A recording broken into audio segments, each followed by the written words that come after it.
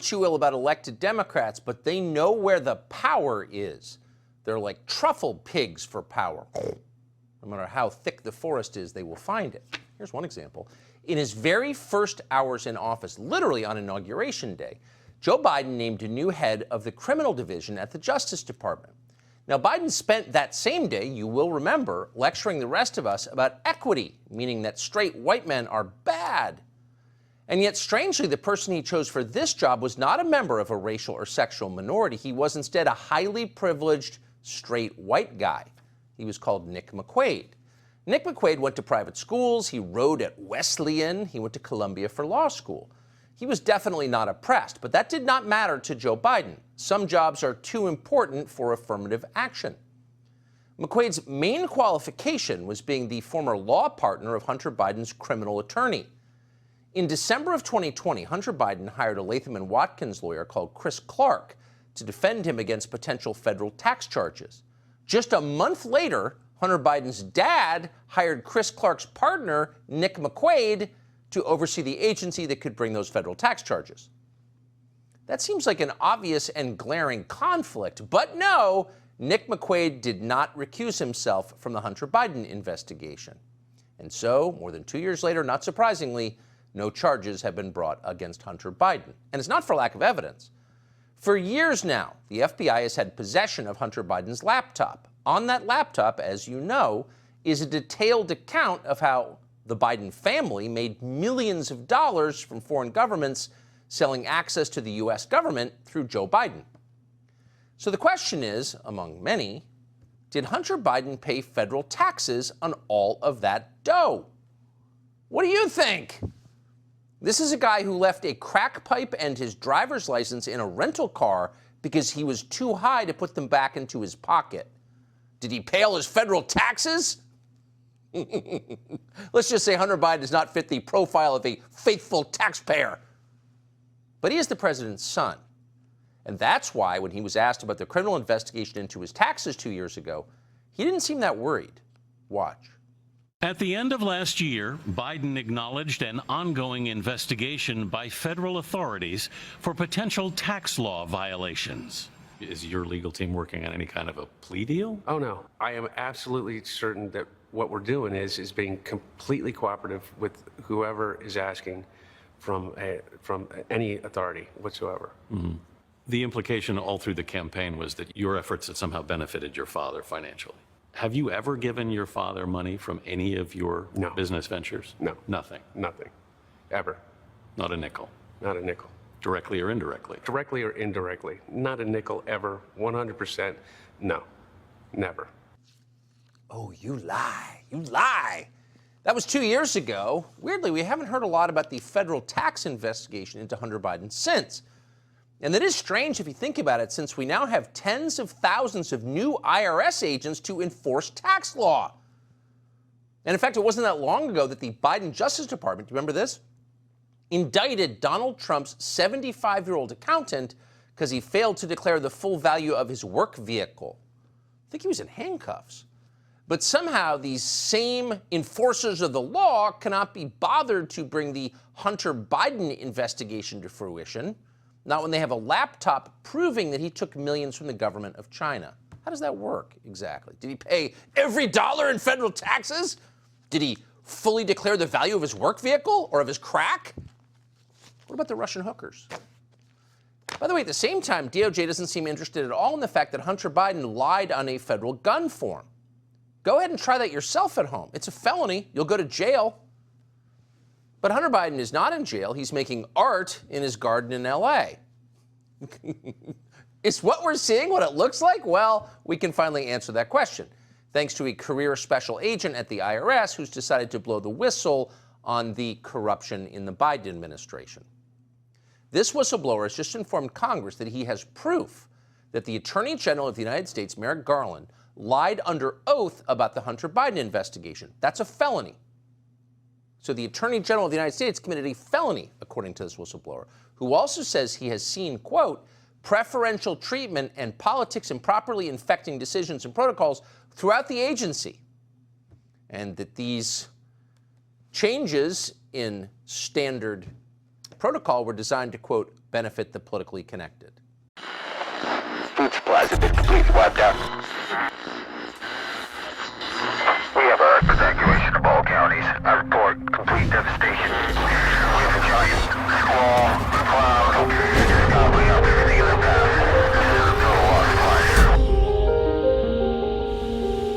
life. There are forces in this world that remind us of how fragile we are. We thought we were safe. We thought it could never happen to us. Then life like a fog descends upon us, blanketing our memories. Through the haze, we travel its hidden paths, lost in its secret places. And when the storm, turbulent and immovable, forces us to shelter, we remember. It calls to us, calls us back. Back to the ports and the harbors of our past. We fight the currents that pull and drag us off course, not a light or star to chart the way. And when we arrive, we don't always know it at first, the places we once loved guised by time. Then we see it, the place we've been trying to get back to. Safe at last, we've found our way home.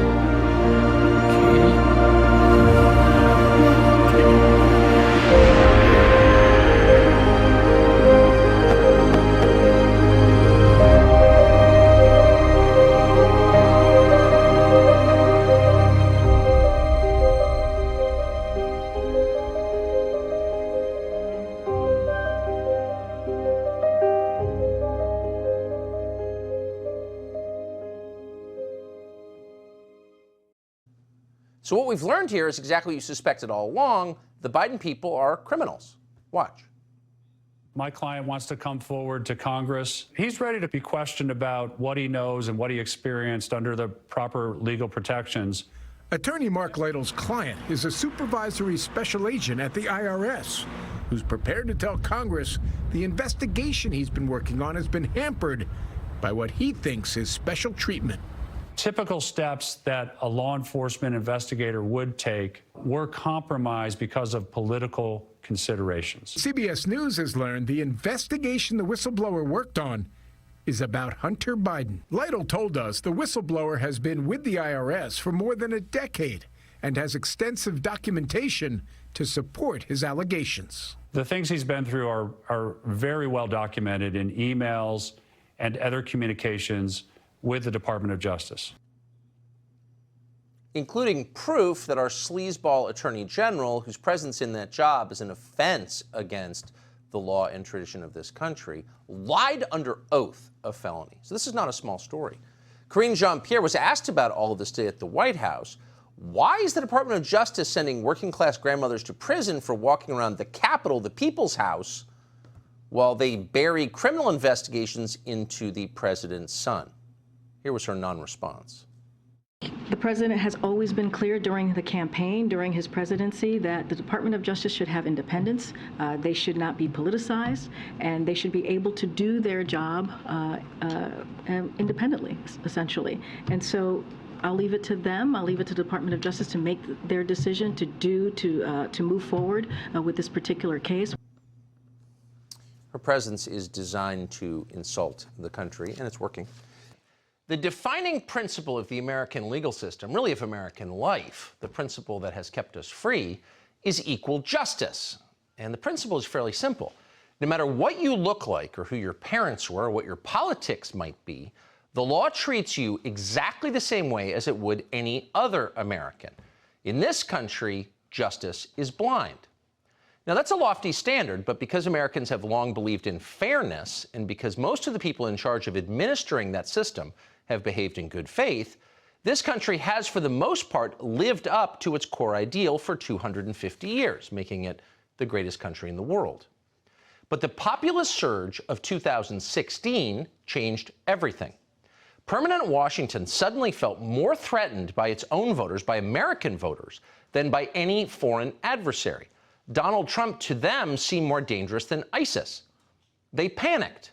And in their panic, our leaders decided to turn the American legal system, as well as the American intel agencies, and if necessary, the U.S. Army, against their political opponents. They felt they had no choice. In doing this, they abandoned the ancient principle of equality under the law, and they replaced it with what is effectively a loyalty oath. Opponents of the regime became enemies of the state. But for now, we'd like to start with Donald Trump, the Republican frontrunner who's been indicted for non-existent crimes in the middle of a presidential race. We have a very specific question about how this is going to affect the race, because, of course, affecting the race is the entire point. So what we're watching here, unmistakably, is bigger than Donald Trump. But we're going to begin tonight with the latest on his case. And we're doing that because he is, and this is not at all incidental to his prosecution, he is the leading Republican candidate for president. Now, Trump apparently is being charged not with treason or insurrection or collusion or even shoplifting, but with something much smaller, a slew of process crimes relating to a payment he apparently made 7 years ago. In no fair system would that be a crime under the law 7 years later. But the Soros-funded district attorney in Manhattan, Alvin Bragg, has stitched together a Frankenstein legal theory to justify this prosecution. Under normal circumstances, it would be impossible because the statute of limitations has passed. And as if all of that were not third world enough, someone leaked the news of Donald Trump's grand jury indictment to the media.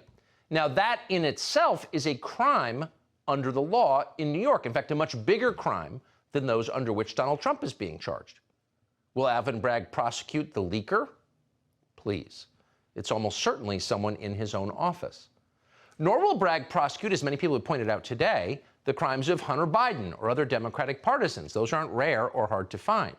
Bragg will not prosecute Hillary Clinton, even though she just admitted to violating campaign finance law by paying for the fake Russian dossier. What's fascinating is that none of this has alerted the watchdogs to government abuse, our media. No, just the opposite. The media are cheerleading our new standards of tribal justice. Watch. The good news is here, it's our legal system in action saying nobody is above the law. Nobody's above the law, not Republicans and not Democrats, not Donald Trump, not anybody. I tend to think that nobody is above the law. No person above the law. We have political leaders who are not above the law. We don't believe that anybody should be above the law. They were all beating the same drum, if you will. No one is above the law. No one is above the law. Today's evidence is that that includes Trump as well. New life has been breathed into that saying, no person is above the law. Let's be completely clear. None of the people you just saw care a thing about justice. Let that word burn in their mouths. No, they are obviously bloodthirsty.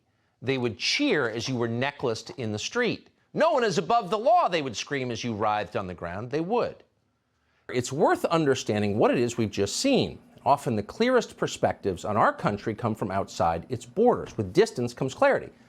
So with that in mind, here is Salvadoran President Nayib Bukele on Twitter today. Quote, "Think what you want about former President Trump and the reasons he's being indicted," Bukele wrote. "But just imagine if this happened in any other country where a government arrested the main opposition candidate. The United States' ability to use, quote, democracy as foreign policy is gone." Thousands of miles from New York City, in the heart of Central America, it is very obvious what just happened at that Manhattan courthouse. It's obvious to many Democrats, too. Trump was criminally charged because he is planning to challenge Joe Biden in the upcoming presidential election. It's really that simple. If Donald Trump had retired in 2020, would he have been arraigned today? Of course not. Top Democrats know that. Some effectively admit it. The liberal blog Politico this morning ran a piece describing what it called President Joe Biden's most senior advisors, predicting that Trump will be the Republican nominee, and because he has now been charged with crimes, he will lose the general election. Thanks to this criminal case, the Biden White House believes that swing voters, the critical voters in a presidential election, are, quote, now permanently out of Trump's reach. And just to make certain that swing voters never fall within Trump's reach, Donald Trump is scheduled to be back in court in New York with the accompanying media circus just weeks before the first Republican primary. This is the boldest election interference ever attempted in this country's history. And if you doubt that, if you think it's maybe on the level, then we suggest you look carefully at the indictment that was unveiled today. Donald Trump, as you probably heard, has been charged with 34 separate crimes. Those crimes turn out on close examination to be the same crime repeated 34 times. And that crime is, quote, falsifying business records in the first degree. So the Manhattan DA alleges that Donald Trump sent his own money to various people for various entirely legal reasons, but didn't account for it correctly in his office records. That's what he's accused of.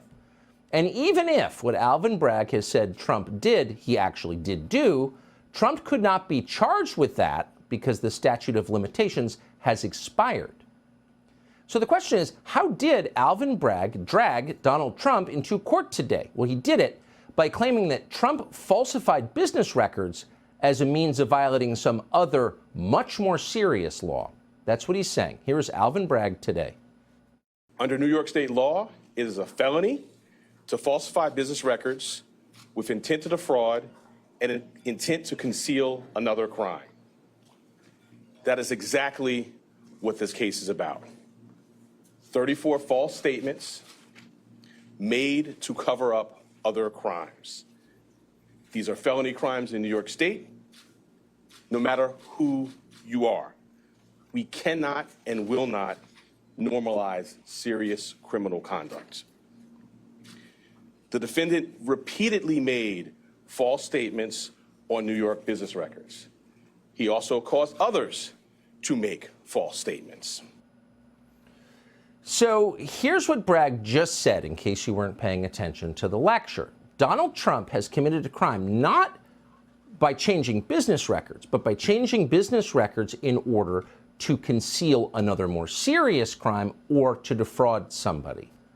So let's take it this in order. What is the more serious crime? Well, we have no idea because Bragg hasn't told us. No such more serious crime is listed in the indictment. And critically, and this really is the point, Donald Trump has not been charged with another more serious crime. So what we have as of tonight is an indictment that does not allege specific violations of the law. Well, that's, of course, unconstitutional, but it's also farcical.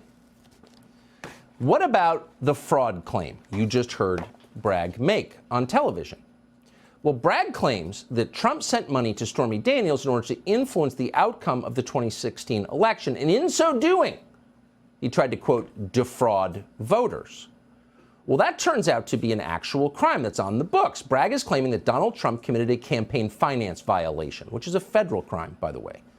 The problem is he did not commit a campaign finance violation. Nobody is claiming that he did, including the Federal Election Commission, which has investigated this question. So as a legal matter, the case brought today, the 34 felonies, make no sense at all. It's ridiculous. But as a political tactic, which is precisely what it is likely to be effective. And that's why the media so fervently supports it. Watch. A kind of an alliance between different groups that have a history of being dispossessed and discriminated against, whether they are Jews or Black Americans or LGBT folks, that might come together to push back against the white Christian nationalist assault on American democracy. Well, you don't know what part this man might play in the future of our democracy. This campaign of disinformation that's continuously undermining our democracy. One day people will look back and say, how we've handled this issue of Trump, how it affects our democracy, really could be a major event, could be a big turning point, one way or the other. The federal prosecutors have said this is a crime that imperils our democracy. So it imperils our democracy, and because we care so deeply about democracy, we're going to prevent the leading candidate in the other party from running for president, not let voters vote for him. Notice there was not one word about any crime here, meaning a violation of statute. So what is this really about? Well, you may have heard MSNBC guest Peter Beinart describe today's circus in Manhattan as part of a larger offensive by a coalition of the aggrieved, and we're quoting, to push back against the white Christian nationalist assault on American democracy. Now, in case you're waiting to hear the real motive here, wait no longer, there it is. Let that sink in. Does that sound like justice to you? Or does that sound like tribal justice? Well, that's, of course, exactly what it is. Food supplies have been completely wiped out. We have our evacuation of all counties. Our devastation. We have a giant squall, cloud, just gobbling up everything in their path. This is a total loss of life. There are forces in this world that remind us of how fragile we are. We thought we were safe. We thought it could never happen to us. Then life like a fog descends upon us, blanketing our memories. Through the haze, we travel its hidden paths, lost in its secret places. And when the storm, turbulent and immovable, forces us to shelter, we remember. It calls to us, calls us back. Back to the ports and the harbors of our past. We fight the currents that pull and drag us off course, not a light or star to chart the way. And when we arrive, we don't always know it at first, the places we once loved guised by time. Then we see it, the place we've been trying to get back to. Safe at last, we've found our way home.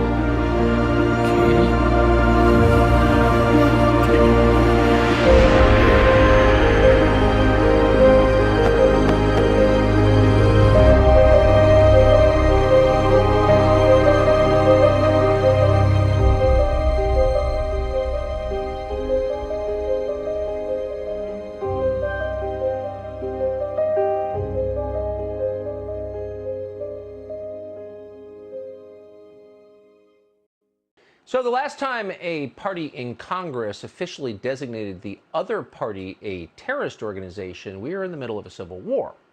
So that hasn't happened in over 150 years. Typically, the parties argue about things. Sometimes they get mad. They call each other names. Sometimes they get really mad and call each other really bad names. But one thing they don't do is use law enforcement to crush, harass, arrest voters on the other side, because that's not democracy. That's tyranny. But we've just moved one step closer to tyranny. In fact, we may already be there, thanks to what the House is calling an anti-domestic terrorism bill, as if murder wasn't illegal already. It just passed the House, and it instructs the FBI to, quote, analyze and monitor domestic terrorist activity. So how are we defining that? Well, of course, we're not defining that. It instructs the FBI, in other words, the largest law enforcement organization in the United States, to monitor Joe Biden's critics. It dramatically expands the definition of domestic terror to include hate crimes, whatever those are.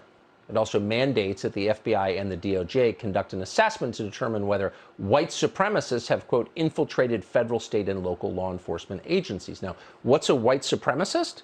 They don't define that either.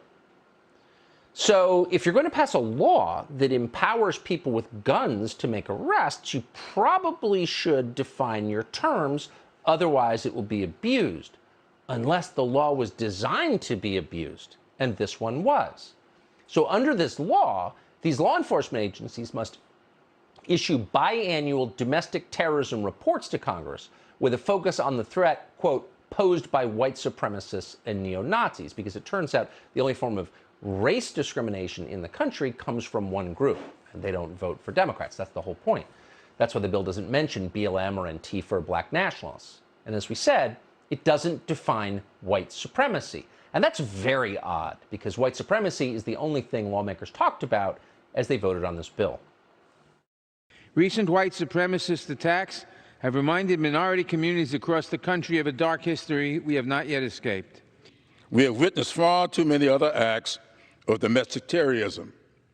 We are at an important crossroads in this country. With white supremacy on the rise and violent extremists fueling each other's bigotry and hate, we're seeing an alarming increase in domestic terrorism fueled by this hatred. Now, keep in mind, when you hear people like that, and those are some of the worst and most limited people in our society, but still they're elected members of Congress, when you hear them attack white supremacists and white supremacy, you should know that their definition of those terms is probably different from yours.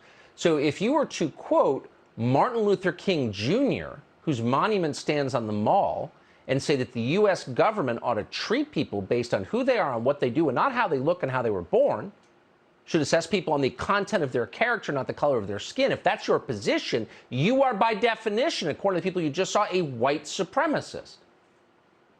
This is scary. Congressman Cori Bush of Missouri spelled out the purpose of the bill, which of course is entirely political. Quote, "The Republican Party has become the party of unfettered white supremacist violence." So there was only one Republican who voted for this bill, and that's a man who's become completely undone and whose total destruction as a man really does deserve your pity, and that's Adam Kinzinger. Here's why he said he voted for it. People like Marjorie Taylor Greene, people like Matt Gaetz, Mo Brooks, the folks you think about, they are almost leading. Well, I would argue that they are leading the Republican caucus. And so Kevin McCarthy, Elise Stefanik, instead of leading, as their title, leadership, should suggest they do, they basically are tolerating this all in the name of hopefully I become speaker someday. You can't fundraise, you can't feed, you can't live on fear, because eventually you're going to create fearful people, and fearful people can do really bad things. And I think that's what we saw in Buffalo. So they're continuing to tell you, in the face of all available evidence, that the mass murder you saw over the weekend in Buffalo was inspired by hateful right-wing rhetoric, when in fact that mass murderer was committed by someone with diagnosed mental illness that the adults around him apparently ignored. Okay? So you saw a shooting by a crazy person that has been hijacked by partisan forces to crush political dissent, to attack civil liberties in this country. You should care about that. One of the weirdest features of modern life has got to be how we've all been trained to ignore the things that really matter. You might have wondered, just to pick one among so many examples, why hundreds of thousands of your fellow Americans seem to be living in squalor on the sidewalk. How'd that happen? These are the so-called homeless. Drugs have destroyed their lives. So where'd those drugs come from exactly, and why is no one asking? And speaking of chemicals, men in America seem very different from what they used to be. Anyone over 40 knows this. The changes are dramatic. You can't help but notice. Could those changes have something to do with the unprecedented drop in testosterone levels that scientists have measured repeatedly? And by the way, if that's happening, why is it happening? And so on. There's so many questions like this. But we rarely talk about any of them. Instead, we're told repeatedly to avert our gaze from the obvious and turn instead to CNN's latest fixation, whether it's a Chinese flu virus or George Floyd or some forgettable border dispute in eastern Ukraine. These are the issues they tell us we must care about. But they're wrong. These are not the most important issues. They're just news stories. The only remarkable thing about them is our willingness to believe they're more important than, say, Americans living outdoors on the sidewalk, or whether or not our own children get married. There's something a little scary about watching this happen. It's like an entire population transfixed by issues that ultimately don't really matter. How's that going to work out? Well, over time, probably not very well. Reality always reasserts itself. Twitter can ban all the thought criminals it wants, but in the end, Twitter is not in charge of the future. Nature is in charge of the future. If you want your country to continue, you have to answer nature's imperatives, which are the basics. Do you have enough water? Do you have a reliable food supply? Can you defend yourself from invaders? What are you using for energy? How are you producing things and keeping warm? Those are the essential questions that any civilization must ask. Those and one other. How many people do you want living in your country? The size of your population matters very much. The size determines a nation's character. It often determines its fate. Yet we don't talk much about the size of our population. We probably should. The United States is growing faster than most Americans understand. If you were born in 1969, as some of us were, you arrived in a country with a little over 200 million people in it. There are now 334 million people in it. That's an awful lot of new people in an awfully short time. How many people is that exactly? Well, it's nearly twice the population of the entire western United States. That's 13 states, including California. That is massive and incredibly rapid demographic growth. And it's accelerating. Immigration is now at the highest level ever recorded in American history. So is the number of foreign-born already living here. Over just the last year, roughly 2 million people from the third world came across our borders illegally. All of them arrived with the blessing of the White House. It makes you wonder what sort of economy Joe Biden imagines we're going to have going forward. Domestic manufacturing is in steep decline. Automation is replacing many of the low-skilled jobs that still remain. So what are these millions of new people going to be doing for work 20 years from now? They can't all be Nancy Pelosi's housekeepers. They can't all bus tables at the French Laundry in Napa. And not all of them will, thank God. In spite of the Democratic Party's best efforts to import a permanent serf class to serve its donors, some of these immigrants will rise higher than Nancy Pelosi expects they will. Some will fight their way to the top of our society with the usual combination of inborn talent and grit. And honestly, bless them for that. No one invited them here. We didn't want them to come, but we will be sincerely glad when they succeed. And yet, a country is more than the success of a handful of people, inspiring as that always is to watch. Sheer numbers matter too. Even if every single person who snuck across our southern border this year goes on to win the Nobel Prize in Chemistry, it would still be worth worrying about the effects that mass immigration have on our total population numbers. So the question is, how many people is too many? In Washington, you will never hear that question. More bodies in a country mean more power for the people who run it. Big nations need big governments. Politicians always want more people to rule. So the incentive for unrestrained population growth is baked right into the system. That's bad news for the rest of us. First and most obviously, big governments don't treat their citizens very well. Yes, that's a Reagan-era talking point. It's also true. The larger a bureaucracy becomes, the more impersonal it gets. Past a certain size, organizations of any kind lose their regard for people. As they get bigger, they get blunter, more soulless and cruel. The people in charge no longer care what you think. They don't have to worry about how their policies will affect you or your family. And that's the inevitable product of population growth. If you had 5 children, you would bathe them all in love and attention. If you had 5,000 children, you wouldn't know their names. So in case you're wondering why our leaders no longer seem especially interested in your health or happiness or prosperity, that's the reason. They don't have to be interested. Our population's too big. Why should your opinion matter? You're one of many. Food supplies have been completely wiped out. We have a evacuation of all counties. I report complete devastation. We have a giant squall, cloud, gobbling up the other path. Total loss of life. There are forces in this world that remind us of how fragile we are. We thought we were safe. We thought it could never happen to us. Then life like a fog descends upon us, blanketing our memories. Through the haze, we travel its hidden paths, lost in its secret places. And when the storm, turbulent and immovable, forces us to shelter, we remember. It calls to us, calls us back. Back to the ports and the harbors of our past. We fight the currents that pull and drag us off course, not a light or star to chart the way. And when we arrive, we don't always know it at first, the places we once loved guised by time. Then we see it, the place we've been trying to get back to. Safe at last, we've found our way home.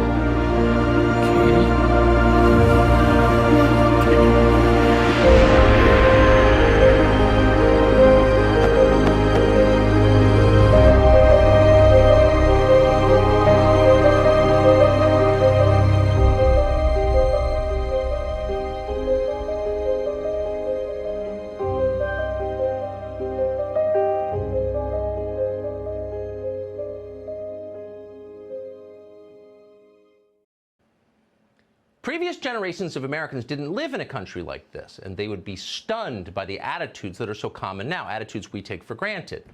Arresting people for walking through the U.S. Capitol building? How is that a crime? 19th century Americans would wonder.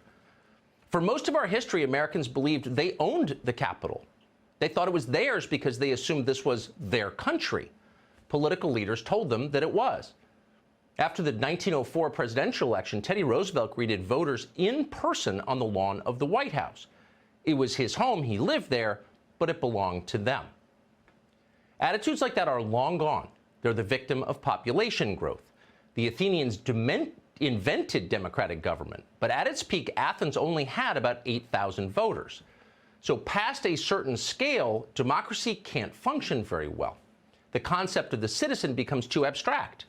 You see it in the way our leaders talk. Politicians barely mention individuals anymore. Instead, they yammer on about voting blocks, which are now called communities. The immigrant community, the trans community, the Latino community, the black community. You hear these terms constantly, but they are nonsensical. They don't mean anything.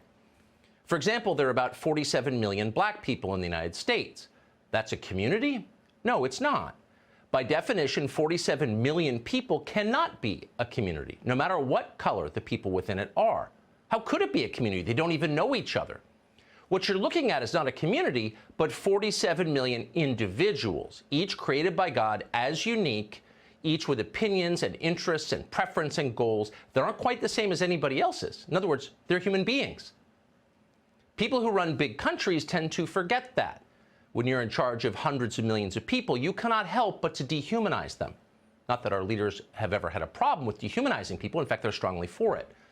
A year and a half ago, some idiot kid from Harvard wrote a book demanding that the United States open its borders to an additional 700 million new immigrants from around the world. If we did that, he argued in the book, we'd have a population of 1 billion people, and that might raise our GDP. Wall Street would be thrilled. Also, of course, we'd be more diverse with more interesting restaurants. Want Sierra Leonean goat barbecue delivered to your pod at 3 a.m.? With 1 billion people living here, you could get that done. As noted, the kid's a moron. But in Washington, and here's the interesting part, no one laughed at him. Quite a few ostensibly smart people agreed with his thesis, including some prominent Republicans who turned out to be as dumb and reckless as he is. Apparently, none of them has ever spent time in a crowded country. Anyone who has knows how deranged it is to want 1 billion people here in the United States. Mass population growth makes life worse for pretty much everybody. That's the main problem with crowded countries. They're hard to live in. They're loud and dirty and chaotic. There is no privacy. There is no open space. There are never enough resources to go around, so the culture tends to become hyper-competitive and clannish. Crowding is bad for people. It's anti-human.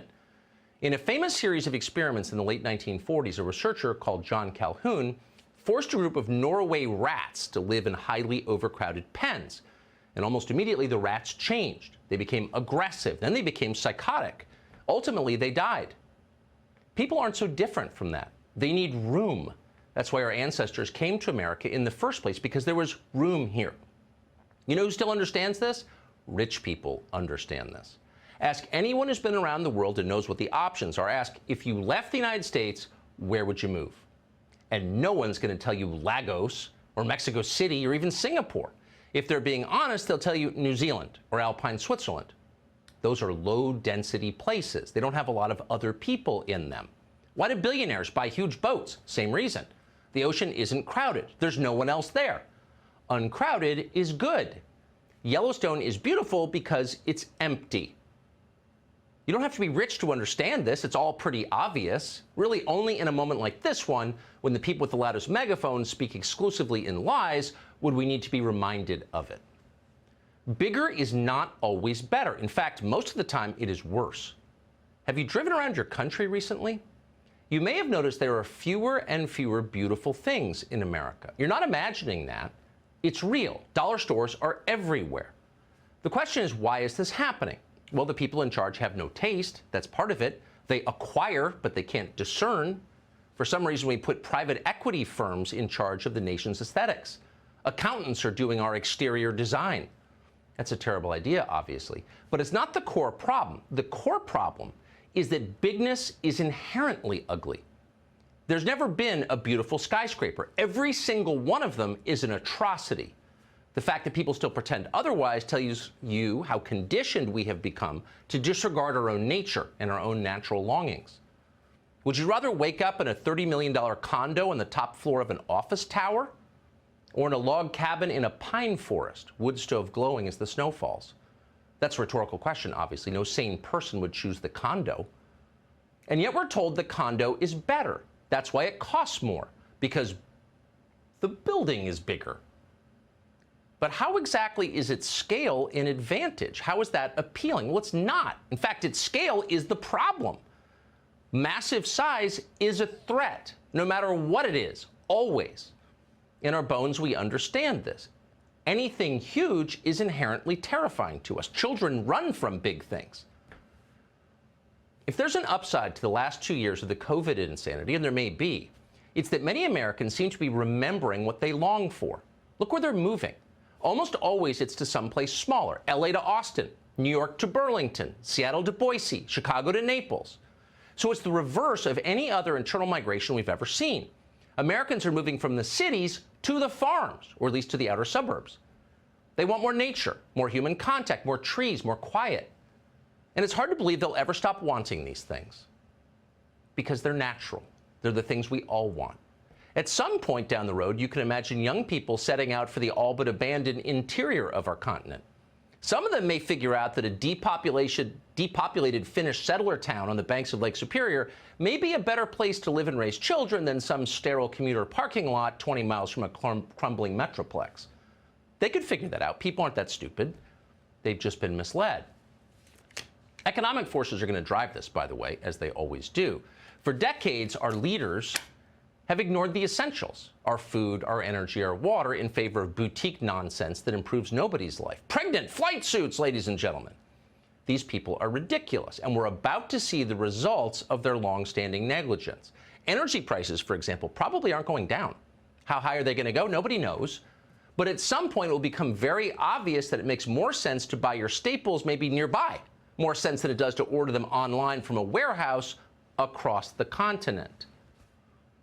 So the rising cost of transportation is likely to be permanent. The world we live in other words, cannot last. And that's not necessarily a tragedy. There's nothing wrong with setting down roots somewhere that's smaller.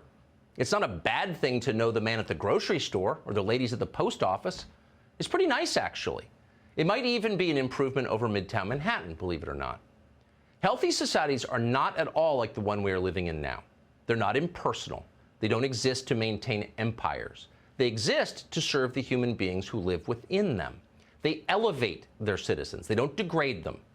Now, obviously, that's the opposite of the system we currently have. The good news is the system we currently have cannot last. It's too perverse. It's too disconnected from the natural world. So it will end. And as it does end, as we think about how we want to live going forward, it's worth remembering that other people, in the end, are all that matters. Your relationships are the sum of your life. Those relationships start with your family. They move outward in concentric circles. They include your friends, your neighbors, and the people you work beside. This is your actual community, the human beings you know personally, the ones you love, the ones you take responsibility for. And that can never be a very big group. Time to check in with our lizard overlords in Davos, Switzerland. What are they up to? Well, this.